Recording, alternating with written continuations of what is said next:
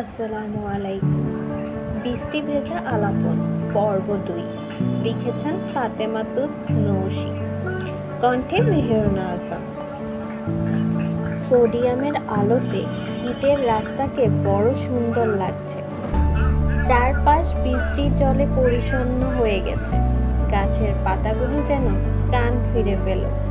হালকা বাতাসে দুই এক বিন্দু পানি পড়ছে। তারই পাশে চুপচাপ বসে আছে উর্শি। কোকো পাশেই খেলছে। ভীষণ মন খারাপের চোটে উর্শি শুভ্র মুখটা বিবর্ণ হতে শুরু করেছে। টানা দুটি চোখ যেন প্রাণহীন। এদিকটা পুরোপুরি নির্জন। অনেক সময় পর একটা মানুষ চলছে। বৃষ্টির চোটে কিছু গাছের ঢাল ভেঙে পড়েছে। ভয়াবহ অবস্থা। রাতের আঁধারেও আকাশের মেঘলা অবস্থা বোঝা যাচ্ছে। খানিক বাদে বোধহয় আরো শক্তিশালী বৃষ্টি নেমে যাবে। শরীরের কাপড় শরীরেই শুকিয়ে এসেছে। এখন আর অত শীত লাগছে না। শুয়ে গেছে। মাথাটা নিচু করে পা এলিয়ে মাটি খুঁড়ছিল। এমন সময় একটা ডাক ভেসে এলো, উর্শি। নিজের নাম শুনতে পেয়ে আগন্তুকের পানে তাকালো মেয়েটি। অভি দ্রুত পায়ে ছুটে এসেছে। ঠিক আছো? এমন করলে কেন বলো তো? পুরো 2 ঘন্টা ধরে খুঁজে যাচ্ছি।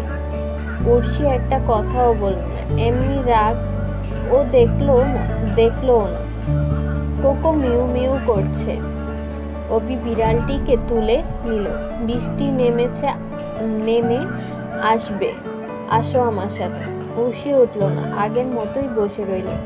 একটু এগিয়ে এসে অভিরাজ বলল, আসো, লেট হয়ে যাচ্ছে। এবারও উঠল না মেয়েটি। অভিরাজের রাগ হলো না। সে মেয়েটির হাত ধরে উঠিয়ে নিল। সরি। হুট করে সরি বলাটা আশা করেনি উর্শি। সে বিস্ফোরণ নিয়ে তাকালো। অভিরাজ হেঁটে চলেছে। আকাশ ডেকে উঠল। কোকো মিউ মিউ করছে। চলতে চলতে লাবণ্যকে কল করলো। লাবণ্যর সাথে কি কথা হলো জানে না উর্শি। এই মুহূর্তে তার মিশ্রিত অনুভূতি হচ্ছে। আসলে কি যাওয়া ঠিক হবে? বাচ্চাটাকে দেখতে পেয়ে লাবণ্য যেন প্রাণ ফিরে পেল।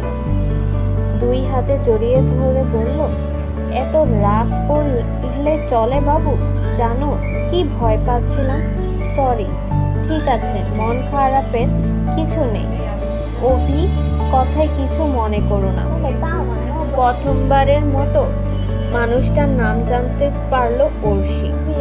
অভি কোকোকে গাড়ির ভেতরে বসিয়ে দিল।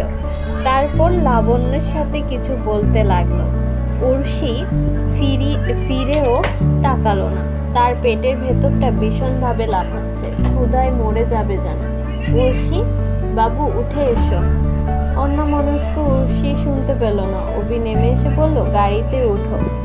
কোকো গাড়ির ভেতরে উষ্ণতা পেয়ে পরম যত্নে শুয়ে আছে। হাত বুলিয়ে দিল উর্শি।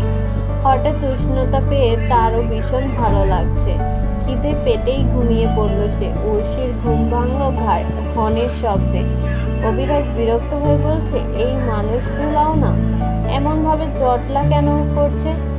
অ্যাক্সিডেন্ট হয়েছে সম্ভবত। দেশের ট্রান্সপোর্টের যা অবস্থা, দিনকে দিন দুর্ঘটনা বেড়েই চলেছে। অভিরাজ গাড়ি ঘুরিয়ে নিল। জানলা দিয়ে বাইরে তাকিয়ে রইল উর্শি। একটা ট্রাকের সাথে প্রাইভেট কারের সংঘর্ষ ঘটেছে। কে জানে গাড়িতে থাকা মানুষগুলোর কি অবস্থা। মৃদু বাতাসে উর্শি কাঁধ অব্দি চুলগুলো উড়ে যাচ্ছে। হা হয়ে বাহিরে তাকিয়ে আছে সে। মাত্র 1 সপ্তাহ হয়েছে বাংলাদেশে এসেছে সে। বাহিরটা সেভাবে বেরও হওয়া হয়নি। সকালে কোকোকে নিয়ে খেলছিল। কোকো কোনোভাবে হারিয়ে গেল। মেয়েটি কি যে কান্না। তারপর দুপুরের দিকে এক সংবাদের মাধ্যমে নিউজে দেখতে পেল কোকোকে। বিড়াল ছানাটা কি করে যে হসপিটালে পৌঁছালো কে জানে। কোকো আবার হারিয়ে যেতে পারে এই ভয়ে লোকেশন নিয়ে বৃষ্টির জল মাথায় করে ছুটে এসেছিল। কিন্তু কে জানতো সে নিজেই হারিয়ে যাবে। একটা ডুপ্লেক্স বাড়ির সামনে গাড়ি থামলো। হর্ন বাজাতেই মেন গেট খুলে গেল। অভিরাজ গাড়ি পার করে বলল, তোরা যা, আমি আসছি। কোথায় যাবি? উর্ষির দিকে ইশারা করে বলল, সম্ভবত দুপুর থেকে না খাওয়া। তাছাড়া আমরাও তো ডিনার করিনি, খাবার নিয়ে আসি। আচ্ছা, সাবধানে যা। উর্ষিকে নিয়ে ভেতরে এলো লাবণ্য। সুন্দর পরিপাটি বাসাটা। কোকো লাফিয়ে নেমে গেল কোল থেকে। কোকো, দুষ্টুমি করবে না একদম। থাক, ওকে খেলতে দাও। উর্ষি মৌন থেকে সম্মতি দিল। ওর আচরণে লাবণ্য একটু হেসে বলল, আমি ড্রেস দিচ্ছি, গোসল করে আসো। লাবণ্য দেখলো উর্ষির লম্বা তার সমান সমান, তবে তার থেকেও রোগা পাতলা। সে তার একটি টি শার্ট আর প্যান্ট এনে দিল। শাওয়ার নিয়ে ফিরল মেয়েটি। দীর্ঘ সময় ভেজা থাকায় কেমন যেন লাগছে এখন। কোকোর পাশেই খাবার খাচ্ছে। অভিরাজ ফোনে কিছু করছিল। উর্ষিকে দেখে বলল, লাবণ্য খাবার সার্ভ করে দে।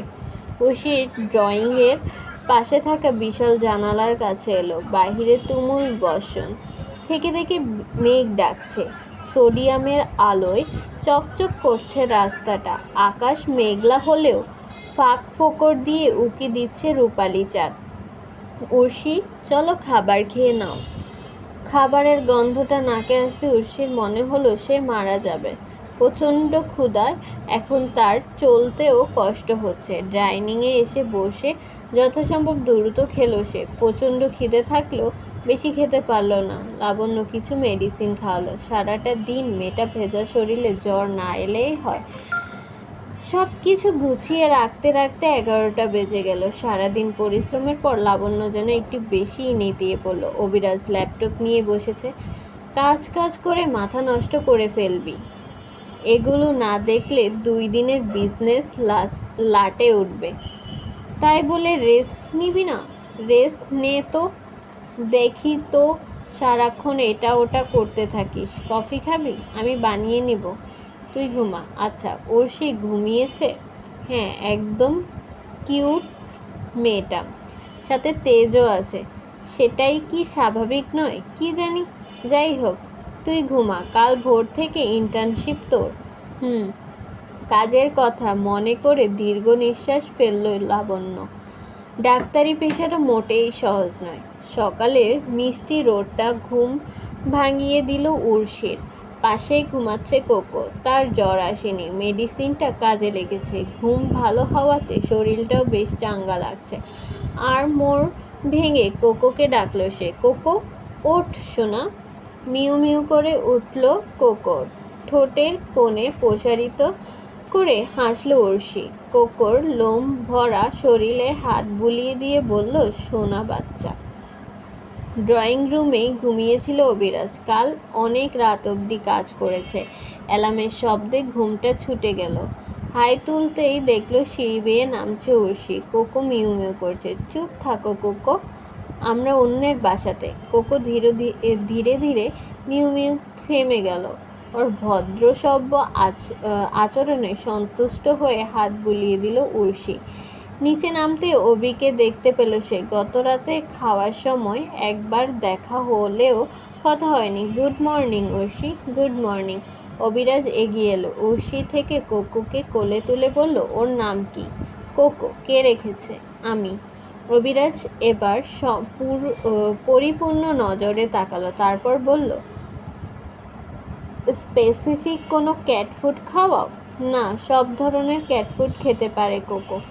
আচ্ছা, গত রাতটাই দিচ্ছি তাহলে। উর্ষি হ্যাঁ না কিছুই করল না। অভিরাজ কোকোকে ক্যাট ফুড দিল। ততক্ষণে চারপাশে নজর বুলালো উর্ষি। বাড়িটার আকৃতি সম্পর্কে ধারণা করতে পারল না।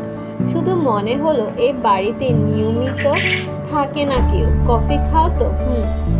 গরম গরম ধোয়া ওঠা কফিতে চুমুক বসালো উর্ষি। তার চাঙ্গা শরীর আরো বেশি চাঙ্গা হয়ে এলো। ওই আপুটা কোথায়? বেরিয়েছে এত সকালে? মন খারাপ করে ফেললো সে। একটা দীর্ঘ নিঃশ্বাস লুকিয়ে কোকোর কাছে এলো। কোকো মজা করে খাচ্ছে। ওকে দেখেই মিউ মিউ ডাকতে লাগলো। কাল আপনি ওকে গোসল করিয়েছেন? Thank you. একটু বেশি অবাক হলো অভিরাজ। এই তো কালকে সেই অহংকারী বদমাস মেয়েটাও থ্যাংক ইউ বলতে জানে। কোকো, কি করছো তুমি? উর্ষি জিন্স ধরে টানছে কোকো। সে বাহিরে যাওয়ার জন্য পাগল হয়ে গেছে। উর্ষি তখন তাকে কোলে তুলে বলল, এমন করছো কেন? মিউ মিউ করে ডাকলো কোকো। উর্ষি বুঝলো বাহিরে যেতে চায়। অভিরাজ ল্যাপটপ নিয়ে বসে পড়েছে, ভীষণ কাজ তার। উর্ষি এক পলক তাকিয়ে বলল, চলো।